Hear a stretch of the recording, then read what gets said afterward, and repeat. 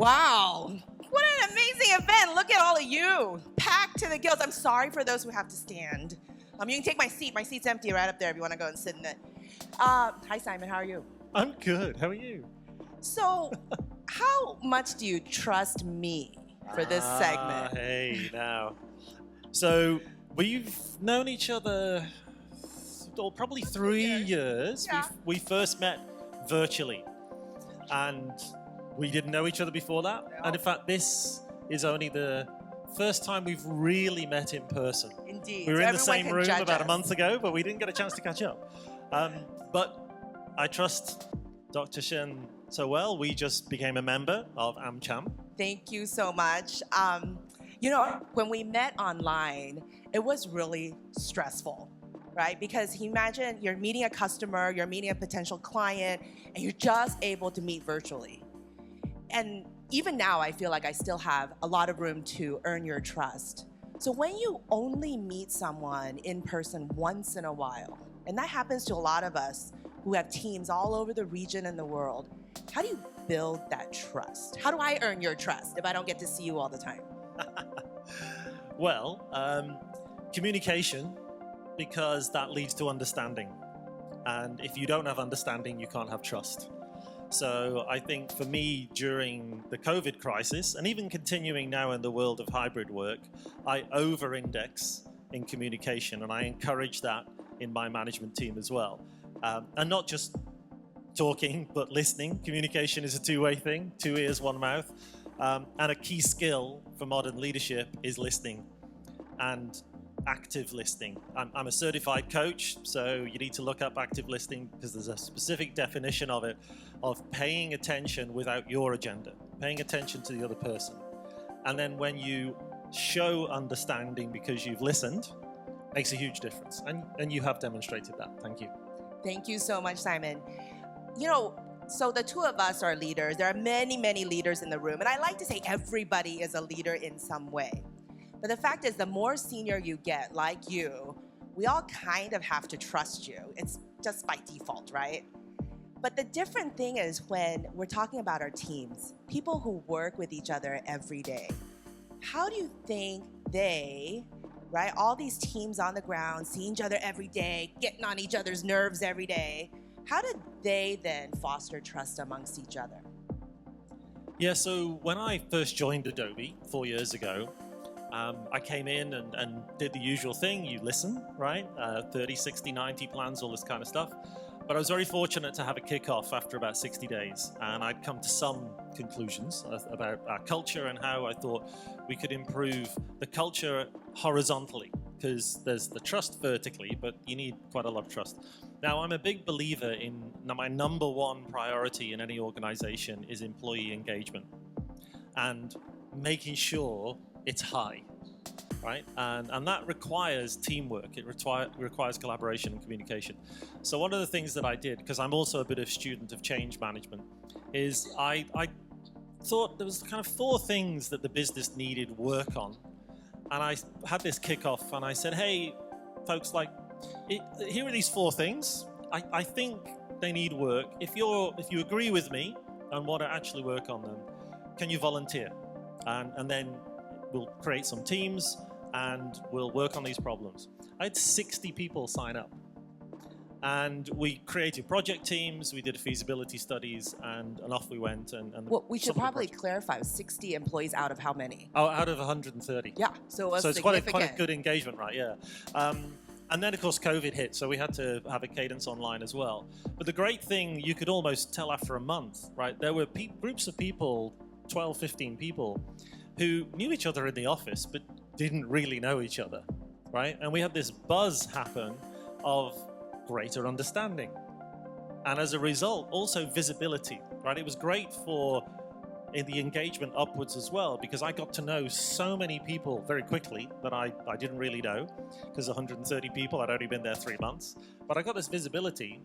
And as we went through changes of organization and all this kind of stuff, it was great to know people, because you go, actually, I know where that person could go and be useful over here if we're changing this function. And it was really good for many, many reasons.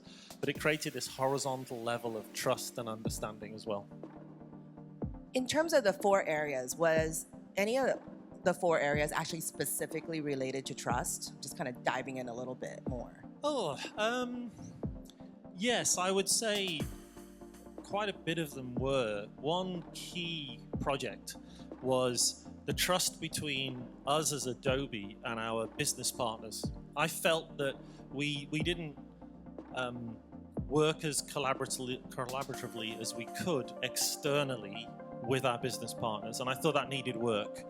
And I had 15 people come on that project, and we did, again, a lot of communication, a lot of explaining what we do, trying to work out what the partners do, narrowing that gap between understanding and strengthening our relationships. That sounds awesome. We should all try to create these groups within our companies to really focus down. So I'm going to turn to something that's not such happy times when you talk about this topic. And just to let you all know, all week long, I've been at this residential leadership program, which is part of the reason I lost my voice, because I was crying so much. I'm kidding. I wasn't crying, but I was very, very intensely grilled as a leader. And part of the training that we are receiving as leaders is around providing feedback, okay? Giving feedback and receiving feedback is just so damn stressful. Would you all agree? Give me a round of applause if you think feedback is stressful. Yeah. But yeah, actually, some people are not clapping, so y'all love feedback. I like that. I'm gonna give you some later. But the feedback piece and the performance review thing is just nobody's happy place. And so when it comes to trust, Simon and I were talking, and we're just like, you gotta protect trust in this process, right? It's so easy to destroy trust with someone when you give them feedback in a way that they cannot take. And clearly there are some frameworks for doing this. You can look it up online. I'm not gonna bore you with what I just learned. But Simon, in this performance review process, how do you protect trust and prevent it from getting destroyed? Well, I'd like to link it to 2 topics, really. One is, you mentioned it a little bit, performance management. A lot of managers are scared of that because it's an uncomfortable conversation. But if you actually think more deeply about that, there's a fairness element to performance management, because it's unfair if you don't do performance management to all of the rest of the employees who are affected by poor performance. If you're not doing your job, then you will undermine trust in your leadership, because you'll be seen to be taking no action. And DPM, you made a comment about doing what you said you're going to do in the political sphere. It's the same in management. If you commit to run a fair and open organization, you have to practice performance management. I learned the hard way. I got some very direct feedback about 10 years ago that I was perceived as being soft on performance management, because I actually didn't tell anybody I was doing it. I was doing it, but I didn't make a big noise about it. So I make a point now of not just saying it, but practicing it, but encouraging other people to really learn. And I have a great HR business partner somewhere in the audience, Matthew. And before Matthew, Pooja, who was equally as good, and up in Korea, I've been told off before, my colleague Dawon as well. They're great partners because they come to me, they support me fairly. They look, these are our procedures, this is the right way to do it, and it is the right thing to do on behalf of the community of employees that we have. Because if we don't do it, it will undermine general trust. And I think that's really where, and I know it's a difficult conversation, but it's absolutely crucial to have.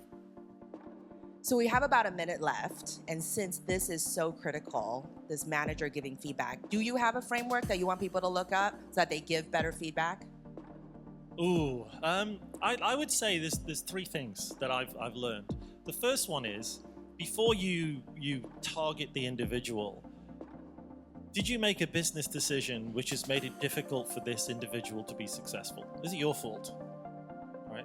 Is it external factors? Have you put them in, say, a sales territory or a location which isn't quite working?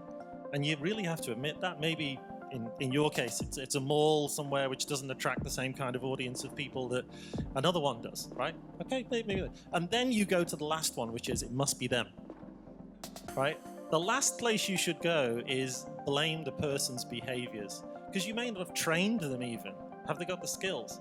The last place is behaviors. And then, okay, That's where the difficult performance management happens. But you can avoid a lot of that by fixing the first three. Thank you so much, Simon, for sharing your experience and your thoughts. And I think we'd all agree that it's a matter of trust. Thank you very much. Thank you. Thank you very much, Dr. Cynthia Lee and Simon Dale. Thank you.